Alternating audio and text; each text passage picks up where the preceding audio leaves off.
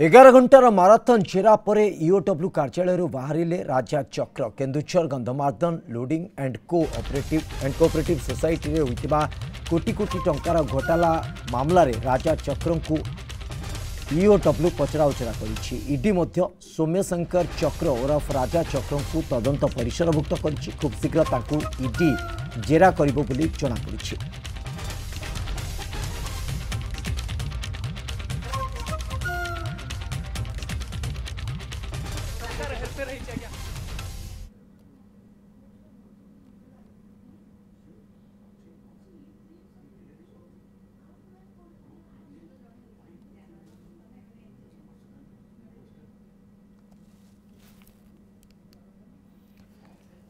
Enforcement दिगक जदि देखा जो भली भावे यही निर्दिष्ट घटना उपरे तथ्य आसीथिला से भली भावे ताकू आधार करिकी economic offence wing crime branch जोटा अर्थनैतिक अपराध शाखा रही ओडिशार 11 घंटा जेरा करा जाइतिला। विभिन्न आधार रे पचरा उचरा करा जाइतिला जे कि राजा चक्र रही Keonjhar Gandhamardan loading and cooperative society रे कोटी कोटी टंकार घोटाला मामला रे राजा चक्र को पचरा उचरा करा जाइतिला।